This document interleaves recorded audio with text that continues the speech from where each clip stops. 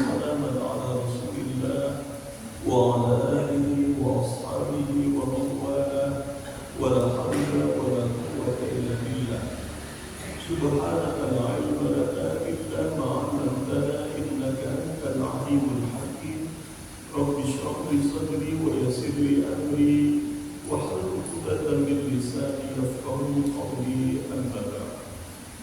Ibu-ibu, bapak-bapak, para orang tua kami, kita yang kita sayangi, ikhwah fillah rahimakumullah. Marilah pada subuh ini kita bersyukur kepada Allah yang telah memberikan nikmat buat kita. Hari ini dengan pertolongannya kita bisa hadir di masjid yang mulia ini untuk menegakkan subuh berjamaah, dilanjutkan dengan mengkaji agama. Mudah-mudahan apa yang kita lakukan pada subuh ini mendatangkan kebaikan dari Allah, membuat kita semakin hari semakin tambah dekat dengan Allah, dan mudah-mudahan saat kita kembali nanti, kembali kita, pulang kita kepada Allah adalah kepulangan yang baik, husnul khatimah. Salawat dan salam semoga Allah limpahkan kepada Nabi Muhammad sallallahu alaihi wasallam. Semoga kita semua yang hadir pada kesempatan ini Allah bimbing, Allah tuntun agar lisan kita adalah lisan yang tak pernah kering kecuali ada ucapan salawat salam kepada beliau dan keluarganya. Mudah-mudahan dengan izin Allah kita dan keluarga besar kita di hari kemudian nanti akan mendapatkan syafaat dari baginda Nabi sallallahu alaihi wasallam. Amin ya rabbal alamin. Ibu-ibu, bapak-bapak, para jemaah, anak-anak kita yang kita sayangi, ikhwah fillah rahimakumullah. Pada subuh ini kita akan lanjutkan kajian Al-Quran kita, dan hari ini kita akan lanjutkan pembahasan pada ayat yang ke-40 dari surah Al-Baqarah, surah yang kedua. Ibu-ibu, bapak-bapak, saya akan bacakan ayatnya dan mudah-mudahan apa yang kita bincangkan nanti bermanfaat untuk kita semua. A'udzubillahi minasyaitonir rajim. Ya bani Israil اذكروا نعمتي التي أنعمت عليكم وأوفوا بعهدي أوفي بعهدكم وإياي فارهبون. Sadaqallahul azim. Aku berlindung kepada Allah dari godaan syaitan yang terkutuk. Wahai Bani Israel, ingatlah nikmat yang telah aku berikan kepada kamu. Tunaikanlah janji yang telah engkau janjikan, maka aku akan menunaikan janji kepadamu. Wa iyaya farhabun, dan kamu akan kembali kepada diriku. Maha benar Allah yang maha agung dengan segala firman-Nya. Ibu-ibu, bapak-bapak, para jemaah yang dirahmati Allah, ayat yang ke-40 ini setidaknya ada 3 pelajaran berharga buat kita.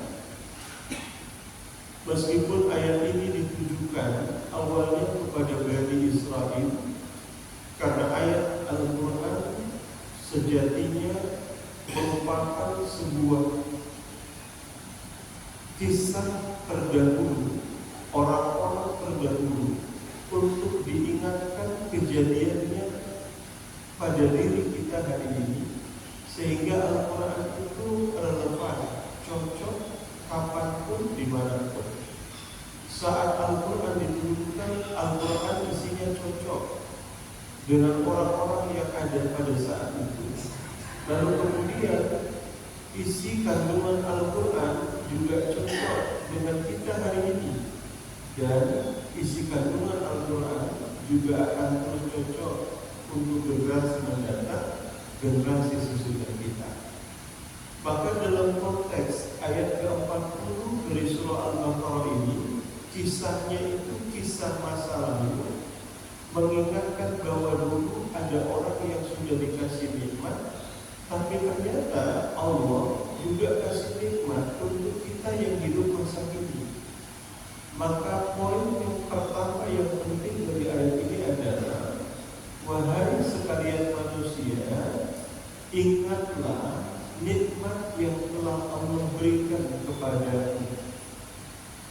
Sekurang-kurangnya kalau dalam Al-Quran, Ibu dan Bapak, kata zikir, uzkur itu digunakan untuk dua objek. Objek yang pertama adalah uzkurullah, berzikirlah, ingatlah Allah.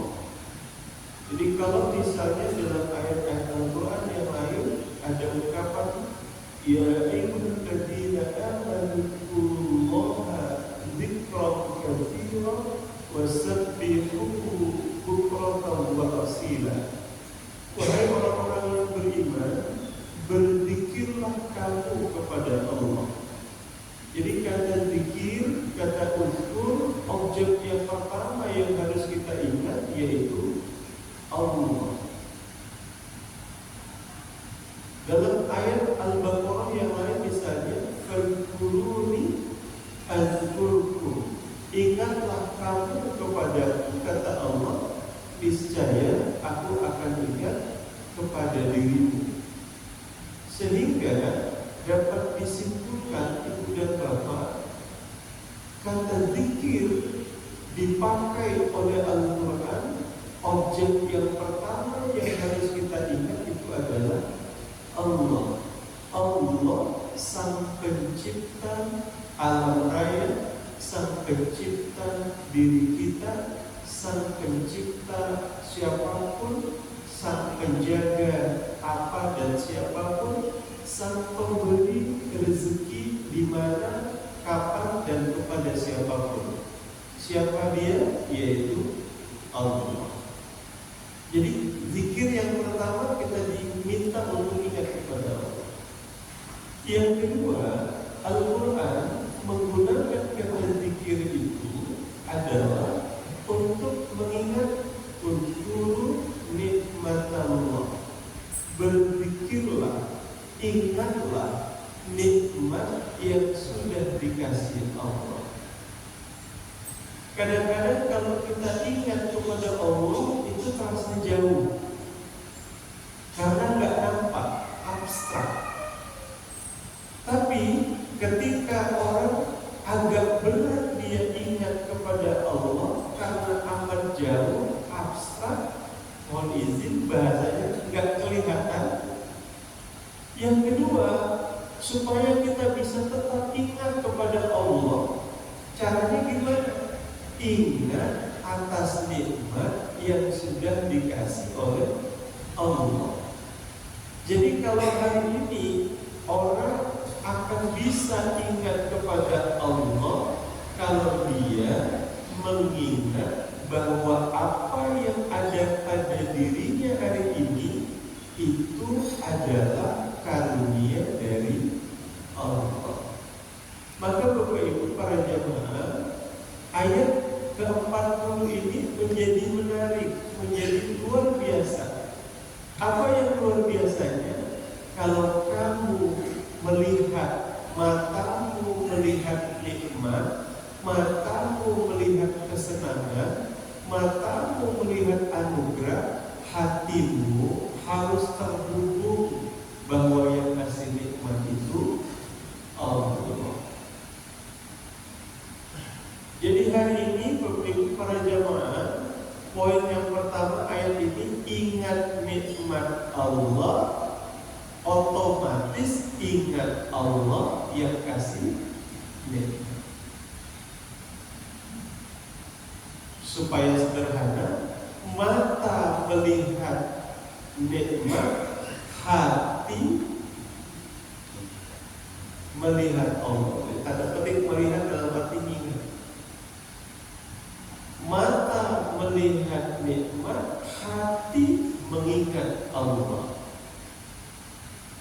Melihat anak senang, oke. Tapi ketika melihat anak, ingat hati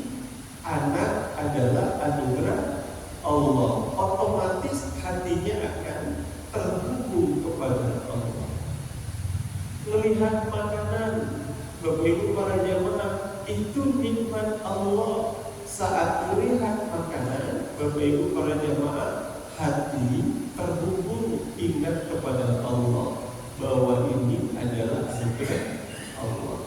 Jadi setiap kali melihat anugerah, hati kita dituntut untuk ingat kepada yang memberi anugerah, yaitu Allah.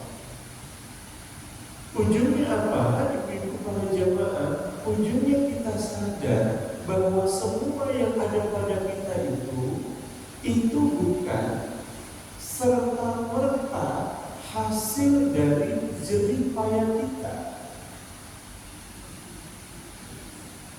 Semua hal yang ada pada kita hari ini, ketika kita melihatnya, lantas hati kita terhubung kepada Allah, kita akan terselamatkan dari sikap-sifat jumawa, sifat-sikap sombong, dengan mengatakan, biar kalian tahu ya, kalau nggak ada aku, nggak beres semuanya. Semuanya bisa beres ketika kita ingat semuanya bisa jadi beres. Itu adalah anugerah Allah, sehingga orang terhindar dari sifat jumawa, sikap sombong, dan kemudian hatinya terhubung dan penuh syukur. Ya Allah, ini anugerah-Mu, aku berterima kasih, bersyukur kepada-Mu.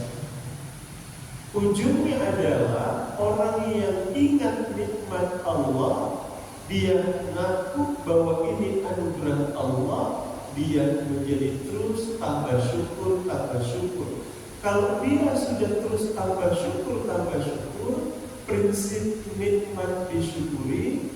Ibrahim ayat yang ke-7, la in syakartum la azidannakum.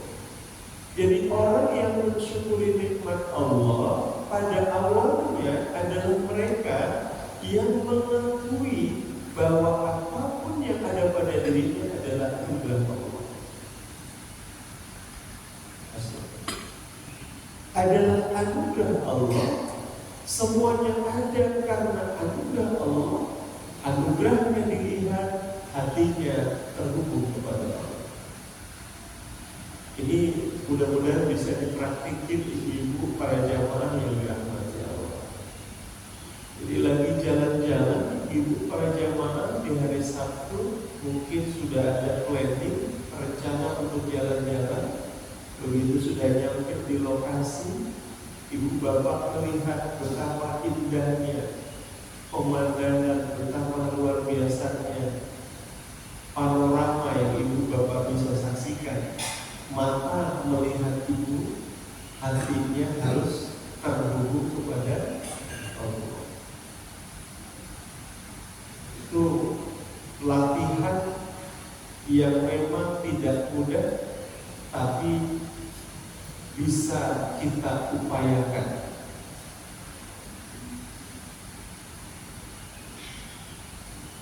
Dapat anugerah, tak tahu tiba-tiba ada yang datang ke rumah ngasih sesuatu. Bapak Ibu para jamaah, begitu melihat sesuatu itu, jangan gembira hanya melihat sesuatu yang dikasih itu, tapi gembiralah bahwa Allah memilih kita untuk mendapatkan sesuatu yang diberikan kepada kita. Hingga akhirnya muncul rasa syukur, rasa terima kasih yang amat mendalam kepada Allah. Maka dalam konteks sederhana, ibu-ibu, bapak-bapak, para jemaah, orang itu bisa mendapatkan ridho Allah yang selama ini kita terus ingin cari. Ketika kita ditanya, ibu bapak, apa yang dicari? Ridho Allah. Bahkan ada ungkapan yang sederhana, ilahi anta maksudi wa ridhoka matlubi. Ya Allah, Engkaulah maksud tujuan, wa ridhoka, dan ridhoka matlubi, yang aku cari. Ternyata orang bisa mendapatkan ridho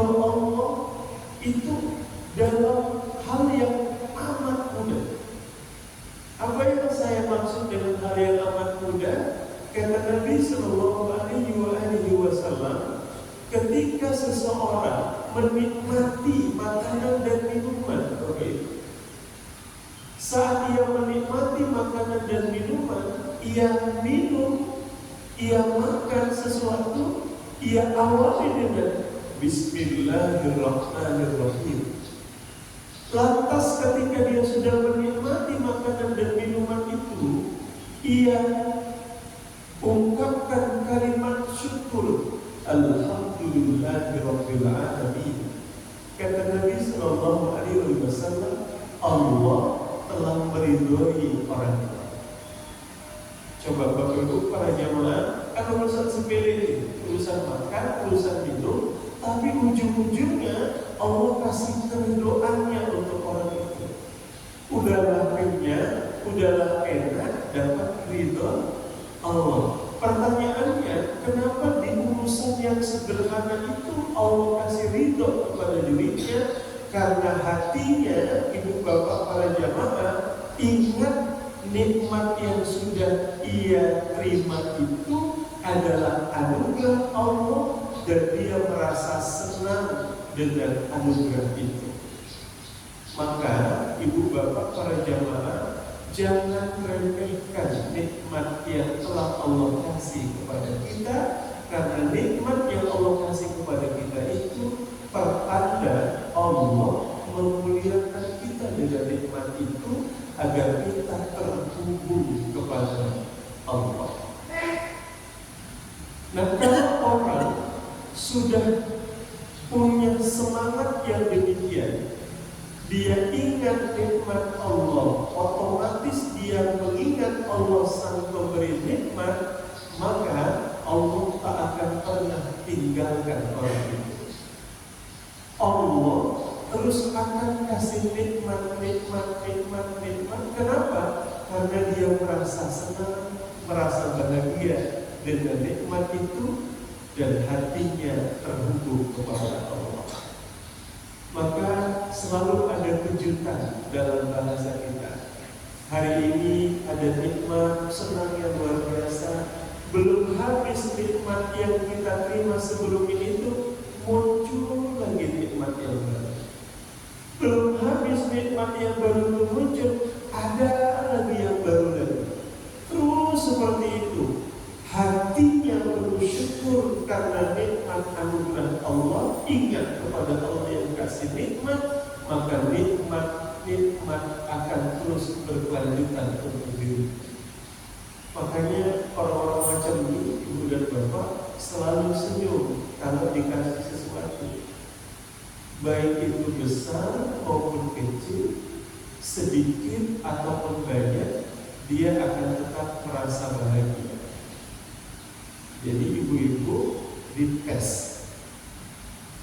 Jadi kalau si bapak hari ini kasih kecil, ibu bahagia, siap-siap akan dapat yang lebih besar dari apa yang ada hari ini. Tapi kalau kita kemudian mengatakan, loh kok segini, udah siap-siaplah akan lebih kecil dari apa yang kita dapatkan hari ini. Jadi ketika dapat hari ini, puaskan, penuhi hati kita dengan rasa syukur bahwa Allah kasih itu anugerah yang terbaik. Lantas lisan kita tak boleh lepas, tak boleh lupa untuk memperbanyak ucapan hamdalah, alhamdulillah, rabbil alamin. Mudah-mudahan yang pertama ini bisa kita lakukan dalam keseharian kita, ibu dan bapak yang dirahmati Allah. Melihat nikmat, langsung ingat bahwa nikmat ini pemberian Allah, dan penuhi hati kita dengan rasa syukur bahwa nikmat yang dikasih Allah ini luar biasa, kita terpilih. Kalau itu sudah ada, insya Allah nikmat yang belum habis, yang pertama akan hadir nikmat-nikmat yang lainnya sebagai bentuk balasan Allah karena rasa syukur kita atas nikmat-nikmat itu. Ibarat orang lagi duduk di pesta. Biasanya kalau pesta itu ibarat kata apa, duduk-duduk, nggak hujan-hujan. Kalau duduk pasti ada yang dimakan. Pesta pasti seperti itu, ada yang dimakan. Begitu pertama makan nasi plus dengan teman-temannya, ada ikan, ada ayam, ada daging, ada sayur. Belum selesai kita makan nasi plus kawan-kawan itu, tiba-tiba udah masuk lagi makanan yang lain. Masuk sate. Iya. Belum habis nih udah ada sate gitu. Udah habis makan kita, lanjut makan sate. Masih tinggal satu cucuk lagi, satenya datang martabak Mesir. Potongan terakhir martabak Mesir belum habis, datang lagi Bapak Ibu, mie rebus Pak. Satu sendok mie rebus belum habis, masuk roti jala. Itu menu pestanya itu Pak Ibu. Artinya belum habis nikmat itu ada lagi. Belum habis ada lagi. Belum habis ada lagi.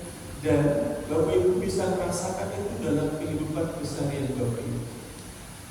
Kapan itu kita bisa rasakan? Saat dimana kita perlu rasa syukur hati kepada Allah. Tapi kalau hati kita tak dipenuhi rasa syukur, yang ada, yang banyak, kok lama kali ya, kok berat kali ya, dan seterusnya, dan seterusnya. Yuk, jadikan sebuah evaluasi. Jangan-jangan nikmat yang sudah Allah kasih ada di depan mata kita, tak membuat kita terhubung kepada Allah, tak membuat kita ingat kepada Allah yang sudah ngasih nikmat itu. Maka supaya nikmat itu terus ada, tak terputus, ingatlah kepada Allah. Ingat kepada Allah. Dan ingat kepada Allah, ibu bapak para jamaah, pada ayat ini diingetin. Apa itu? Tunaikan janji kita kepada Allah. Allah akan tunaikan janjinya kepada kita. Allah sudah kasih nikmat, dengan nikmat itu kita diminta untuk ingat ke Allah. Lalu kita dituntut kepada Allah, oleh Allah untuk kita ngapain? Tunaikan janji kita kepada Allah. Apa janji kita kepada Allah? Sekurang-kurangnya ada dua itu. Dan dalam setiap hari sekurang-kurangnya kita ulangi 17 kali. Apa janji kita? Iyyaka na'budu wa iyyaka nasta'in. Itu janji kita kepada Allah. Ya Allah, hanya kepadamu kami menyembah, hanya kepadamu kami minta tolong. Itu janji kita Bapak Ibu para jamaah. Tunaikan janji itu kata Allah. Aku akan tunaikan janjiku kepadamu. Janji Allah itu mana? Banyak kali janji Allah ke kita. Dan janji Allah yang sudah disampaikan Allah melalui Al-Quran, begitu juga melalui ungkapan Nabi Sallallahu Alaihi Wasallam. Prinsipnya apa? Prinsipnya seperti doa ketika kita doa selepas azan. Ada kalimat yang indah sebagai penutup. Apa kalimatnya? Innaka la tukhliful mi'ad. Ya Allah, sesungguhnya Engkau tak akan pernah mengingkari janji-janji-Nya. Ayat yang ke-40 itu mengingatkan tunaikan janji kepada Allah. Allah akan tunaikan janjinya kepadamu. Dan ketika Allah berjanji, Dia tak akan ingkari janjinya untuk diri.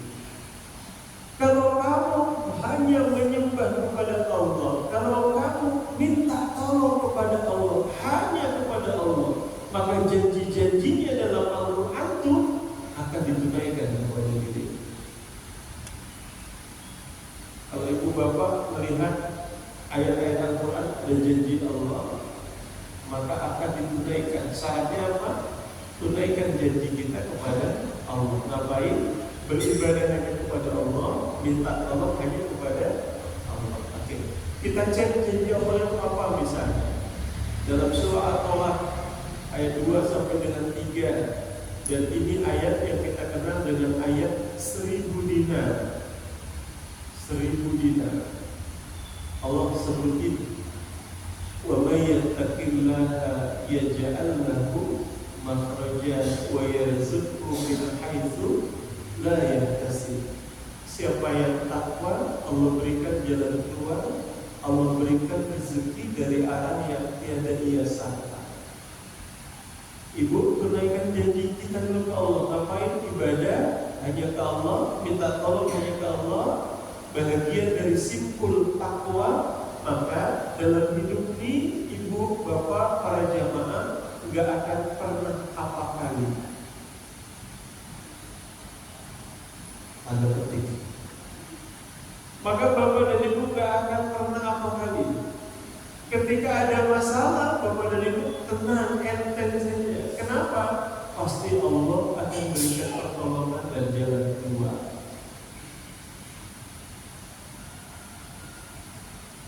Cerita tentang rezeki, bapak dan ibu para jamaah, udah di bulan 7 nih, di pekan terakhir udah masuk pemberitahuan ke SMS, jatuh tempo. Ibu bapak para jamaah udah tenang saja. Kenapa? Karena yakin Allah pasti akan memberikan kecukupan. Dasarnya apa? Melihat masa lalu. Bulan 6, bulan 5, bulan 4, bulan 3, bulan 1. Adakah pemberitahuan jatuh tempo? Ada. Selesai ibu bapak? Selesai. Maka sebagaimana Allah menyelesaikan jatuh tempo pada bulan sebelumnya, kita yakin jatuh tempo bulan depan juga akan Allah selesaikan. Kapan kita punya keyakinan itu? Ketika kita tunaikan janji kita kepada Allah, sembah ibadah hanya ke Allah, minta tolong hanya ke Allah, maka Allah akan tunaikan janjinya kepada kita. Maka orang yang demikian hidupnya tidak akan pernah apa kali. Karena nggak apa kali. Karena nggak apa-apa gitu. Kira-kira gitu Pak.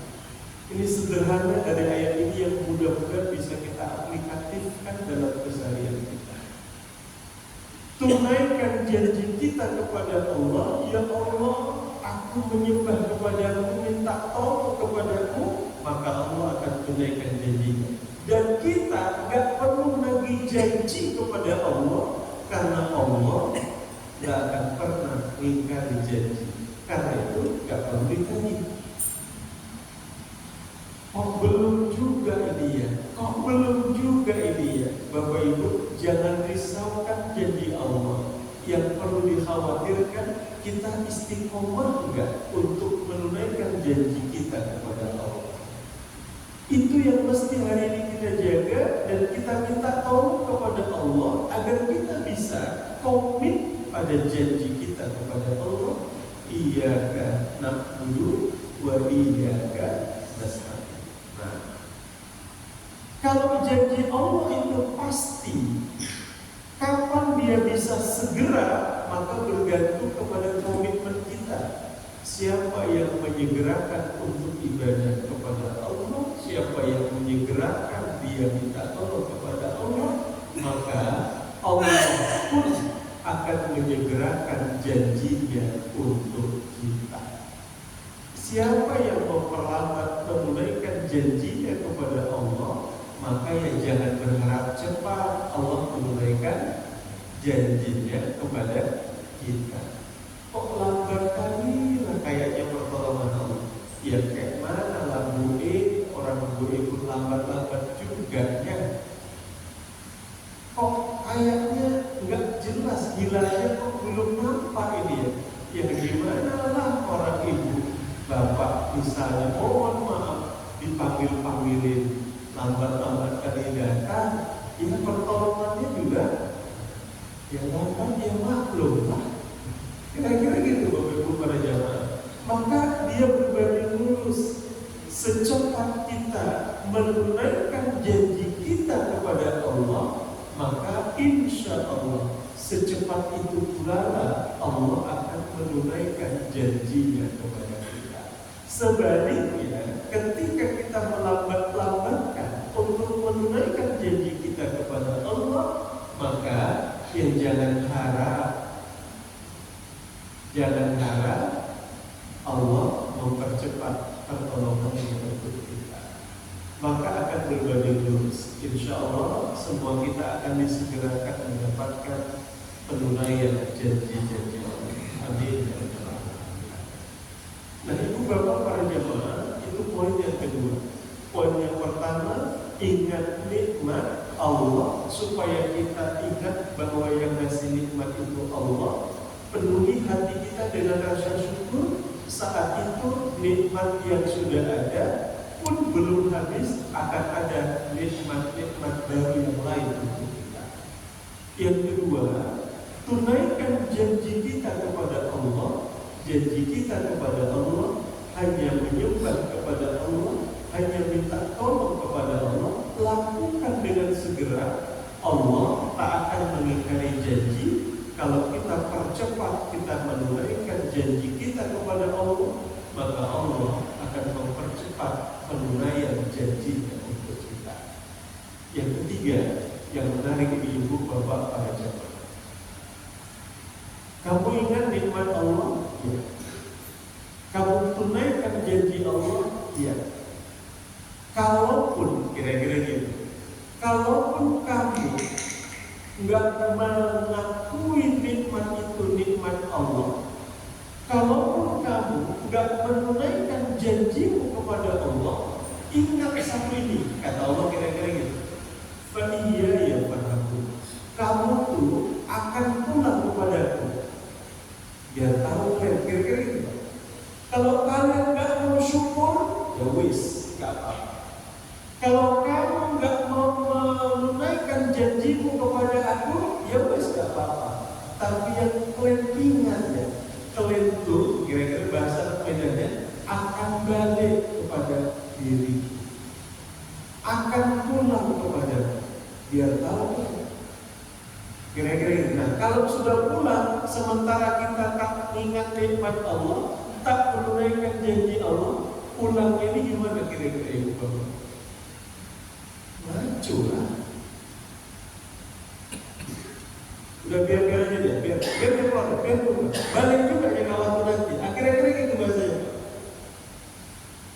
Ketika kita bandel, ujungnya balik. Kira-kira ketika itu apa yang kita buat sama orang yang bandel itu?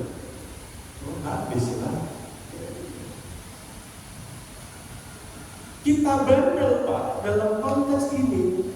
Nggak ngaku itu nikmat Allah, aku itu biar kalian tahu itu. Kalau nggak ngaku, panjang lah itu Bapak Ibu para jamaah. Bandel juga kita, nggak bisa menunaikan janji kita, nggak jelas kita Bapak Ibu. Ya nggak apa-apa kata Allah. Tapi kamu itu akan balik kepada diriku. Kalau itu yang terjadi pada dirimu, maka kira-kira apa yang akan kau dapat dariku? Jadi betapapun kepada diri kita ingkar kepada Allah, yang harus kita ingat, kita ini akan balik ke Allah. Kalau kita ingat bahwa kita akan balik ke Allah, kira-kira berani nggak kita ingkar kepada Allah? Jadi pemahamannya dibuat oleh Al-Quran, dikunci di ujung. Oke, kamu nggak mau syukur, nggak mau ingat Allah karena nikmatnya. Oke, kamu nggak mau taat kepada Allah, ya wis. Tapi ingat ya, kamu tuh akan balik ke Allah. Ya, balik juga ke Allah kita nih. Iya, serem lah kalau kayak gitu aku tak bersyukur. Serem lah kira-kira aku taat. Kenapa? Karena aku bakalan balik ke Allah. Hajat kamu nanti, kira-kira gitu. Tapi kalau dengan redaksi Al-Quran ini kemudian kita tak sadar, gawat lagi kita berpikir. Kau ini akan balik ke Allah, ya Allah, akan balik ke Allah. Mundur ke belakang, balik ke awal. Kalau gitu aku harus taat. Kenapa kamu taat? Karena aku akan balik ke Allah. Kalau gitu aku harus ingat Allah dengan cara mengingat nikmat yang sudah Allah kasih, penuh syukur. Kenapa? Karena aku akan balik ke Allah. Iya ya kita bakalan balik pulang kepada Allah. Maka Bapak Ibu para jemaah, ketika orang jadi orang hebat, bisa luar biasa karena dia ingat pulang ke Allah. Saya barangkali pernah mengingatin lewat sebuah kisah. Ada seseorang, Bapak Ibu para jemaah, biasanya kalau ingat mati itu saat lagi senang atau saat lagi susah.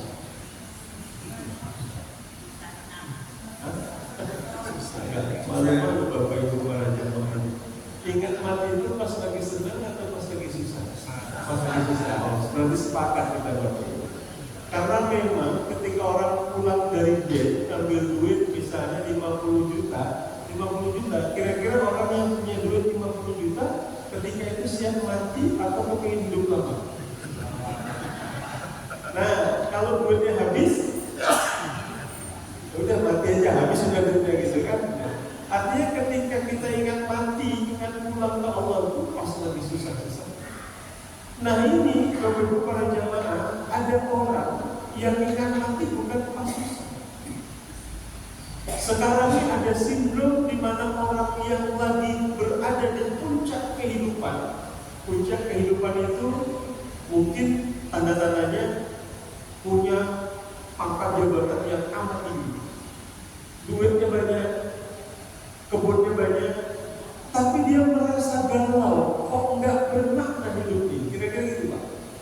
Dan itu dialami oleh masyarakat kita sebagian hari ini. Nggak nyaman, nggak tenang, sehingga kita yang lihat dia, kayak mana lah kawan dia, kok kayak gitu dia.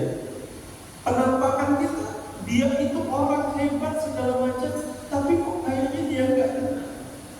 Hingga akhirnya ketidaktenangan, meskipun dia di puncak kehidupan yang luar biasa itu, dia kepingin mengakhiri hidupnya, kepingin mati. Ini beda kalau yang tadi, kalau kita mati pas waktu susah-susah, ini kawan nih ingat mati, pingin mati ketika senang. Hingga akhirnya dia putusin, pergi ke dokter, ada nggak cara kedokteran medis agar membuat orang bisa cepat mati. Begitu disuntik, mati. Jadi dia bilang sama dokternya, dok bisa nggak ada suntik mati? Begitu suntik mati. Siapa yang mau mati? Aku mau mati. Jadi kata dokternya, mau mati, aku mati juga. Karena mau praktik, kira-kira gitu. Si dokter nggak mau cepat mati, sehingga dokter bilang aneh-aneh aja, wah nih, kira-kira. Udah gue cari yang lain aja lah, mana tahu ada yang bisa bantu mau cepat mati. Akhirnya Bapak dan Ibu, dia tanya paranormal itu nggak bisa buat orang cepat mati, kecuali gantung diri. Bahaya juga. Saking frustasinya ketika dia berdiri di depan kantor, ada kantor, dia teriak, susah kali pun mau mati. Belum habis kata ti, ada mbok-mbok penjual jamu lewat. Bapak mau mati ya? Kata si mbok jamu. Lalu dia bilang, iya kenapa rupanya? Oh kalau itu saya punya pil untuk buat bapak cepat mati. Bingung ya. Tadi datang ke dokter nggak boleh, paranormal gantung diri aja kamu. Ini sembuh, ini malah kasih alternatif. Saya punya pil cepat buat orang mati. Pilnya ada 2 Pak, kata dia. Minum hari ini, minum besok, bapak besok mati. Dikasih tantangan gitu Bapak Ibu, diambil sama kawan itu, diambil, masuk dia ke ruangannya. Pas waktu itu waktu asar. Itu asar, sebelum asar dia minum tuh pil yang pertama. Begitu diminum pil yang pertama, perasaannya sudah, besok mati ya. Muncul perasaan, besok mati ya. Ingat pulang nih Pak, ceritanya ingat pulang nih, besok mati, besok mati. Azan asar berkumandang, Allahu Akbar, besok mati. Langsung Pak, dia ke kamar mandi, wudhu, kemudian dilakukan sholat. Jam 5:30 tutup kantor semuanya, Bapak Ibu para jemaah. Setelah itu Bapak Ibu para jemaah dia pulang ke rumah. Begitu sampai di rumah, kira 6:30 azan maghrib pun dikumandangkan. Begitu azan maghrib dikumandangkan, sibuk dia Bapak Ibu para jemaah. Kenapa? Perasaannya sudah ke bawah, besok mati. Cepat-cepat dia ke kamar mandi, bersih-bersih, wudhu, segala macam, dia lari ke masjid. Dan itu yang membuat isi rumah itu kaget. Ada apa bapak ini? Kira-kira gitu kata istrinya. Anak-anaknya pun bengong. Maghrib. Begitu maghrib di masjid, nggak pulang dia. Istrinya tanda tanya, kok belum pulang nih? Gitu. Ternyata lanjut sampai Isya. Begitu Isya selesai, dia pulang dari masjid ke rumah, makanan sudah terhidang, dia makan bersama istri anak. Dan setelah makan, biasanya dulu setelah makan duduk di depan TV, lalu kemudian pegang handphone, asik chat, gitu kira-kira Bapak Ibu para jemaah. Malam tuh nggak dikerjainnya Pak. Kenapa? Malam itu adalah malam terakhir, karena besok nanti bercakap dia sama istrinya, mana ini sama anak-anak bercanda-canda, bingung keluarganya, tabiat bagaimana kira-kira gitu Pak. Malam berlalu dia tidur, kemudian mohon izin, kalau dulu subuhnya dipanggil-panggil nggak datang-datang gitu. Tapi pagi itu berbeda Pak. 4:30 dia udah bangun Pak. Siap-siap pakai tahajud lagi. Datang dia ke masjid. Bahkan masjidnya belum dibuka, dia yang buka masjid.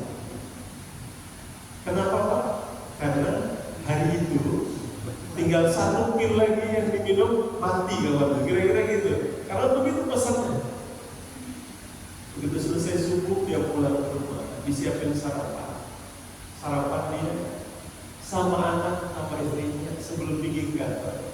Dan hari itu menjadi berbeda Pak Ibu. Kenapa berbeda? Selesai sarapan, disalam istrinya, dicepikkan-cepiki. Saya pergi kantor dulu ya.